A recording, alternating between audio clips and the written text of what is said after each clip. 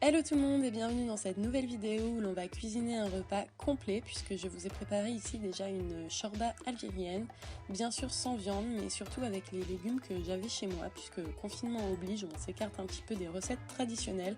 Donc n'hésitez pas à faire pareil et à adapter la recette avec ce que vous avez chez vous.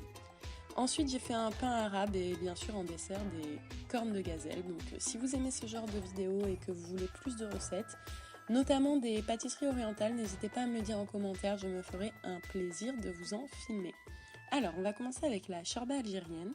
Dans un gros faitout, vous versez l'équivalent d'une cuillère à soupe d'huile d'olive et vous rajoutez 2 gros oignons coupés grossièrement et 3 grosses carottes coupées en grosses rondelles. Vous rajoutez ensuite du gingembre râpé ou en poudre si vous n'avez pas de gingembre frais et vous rajoutez 350 g de petits pois surgelés.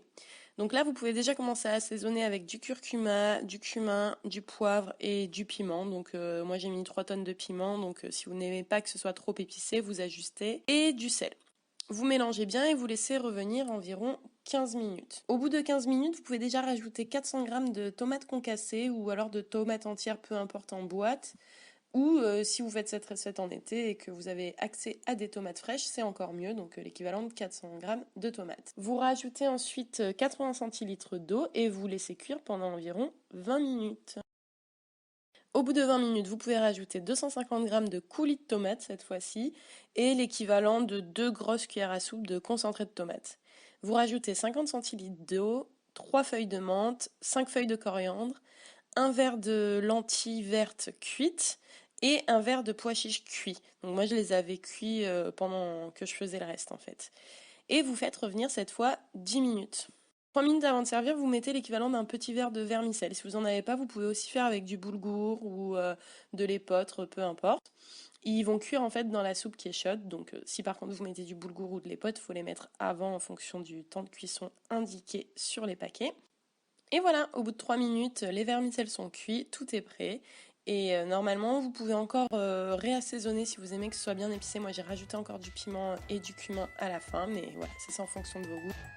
Et voilà, donc vous avez une soupe super complète, riche en protéines, en vitamines, donc super réconfortante et vraiment pas chère parce que là vous en avez pour à peu près 8 bols, donc c'est super rentable. Maintenant pour le pain qui peut accompagner votre soupe ou que vous pouvez faire un autre jour, donc il est vraiment tout simple. Vous commencez par verser 8 g de levure de boulanger dans 10 ml d'eau tiède, donc je dis 8 g c'est l'équivalent d'un sachet en fait. Et j'ai pas filmé, mais vous pouvez aussi rajouter à ce moment-là la moitié d'un bouchon de vinaigre de cidre. Ça vous permettra d'avoir vraiment un moelleux maximum dans votre pain. Et vous laissez agir ça pendant 10 minutes. Pendant ce temps, vous mélangez 150 g de farine classique à 80 g de semoule fine. Vous rajoutez une bonne pincée de sel et vous mélangez bien. Une fois que la levure a pu agir dans l'eau et le vinaigre, vous mélangez et vous la rajoutez au reste.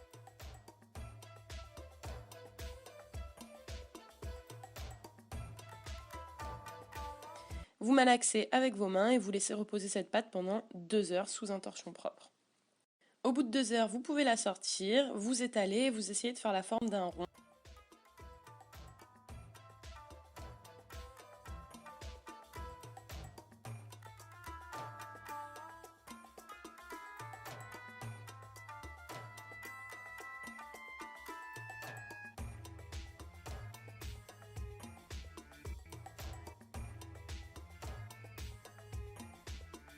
Et vous la faites revenir à la poêle 2 minutes de chaque côté. En fait, dès qu'il y a des bulles qui apparaissent à la surface d'un côté, vous pouvez la retourner. Et voilà! Pour les cornes de gazelle maintenant, alors on va commencer par la pâte pour laquelle vous allez verser dans un grand saladier 250 g de farine, une pincée de sel, vous mélangez et vous formez un puits. Vous pouvez dans ce puits rajouter 80 g d'huile, vous mélangez bien et vous ajoutez 10 centilitres d'eau. Ça va vous aider à diluer ce qui reste de pâte et vous pouvez ensuite rajouter 20 g de sucre. Maintenant, il faut malaxer avec les doigts jusqu'à ce que vous obteniez une sorte de pâte comme ça. Et vous pouvez enfin couvrir avec un torchon propre et laisser reposer pendant 2 heures. Pendant ce temps, on va préparer la farce des cornes de gazelle. Donc, dans un grand saladier, vous versez 100 g de poudre d'amande, 30 g de sucre et vous mélangez à l'aide d'un fouet. et vous rajoutez 25 g de beurre végétal ramolli. Comme d'habitude, je vous conseille le beurre végétal Saint-Hubert sans huile de palme, mais vous pouvez utiliser n'importe quel beurre végétal. Et vous pouvez commencer à malaxer jusqu'à ce que votre mélange soit bien homogène. Vous rajoutez ensuite 8 centilitres de fleur d'oranger et l'équivalent d'une grosse cuillère à soupe de cannelle. Alors si vous voulez que vos cornes de gazelle soient bien relevées, vous pouvez rajouter plus de cannelle et un petit peu plus de fleur d'oranger, c'est possible. Et enfin, vous rajoutez 2 cuillères à café de gomme gouard. Alors ça, c'est un épaississant naturel qui vous permet donc d'épaissir votre mélange pour en faire une sorte de pâte d'amande. Si vous n'en avez pas, vous pouvez remplacer par de la farine classique, mais ça rendra votre mélange un petit peu plus sec. Donc je vous conseille vraiment d'utiliser la gomme gouard qui se trouve très facilement en magasin bio et qui est pas chère du tout.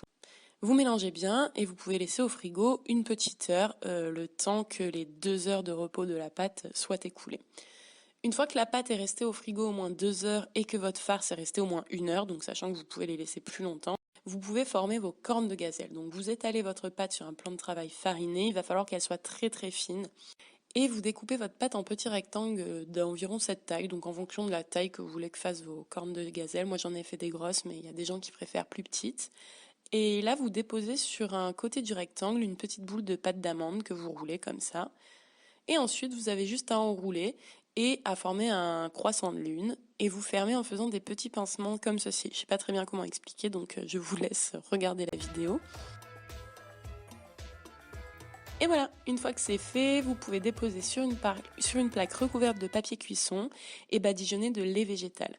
Vous enfournez pendant 20 minutes et ensuite à la sortie, vous pouvez soit les rebadigeonner de lait et rajouter du sucre glace, soit les laisser comme ça si vous n'aimez pas les desserts trop sucrés.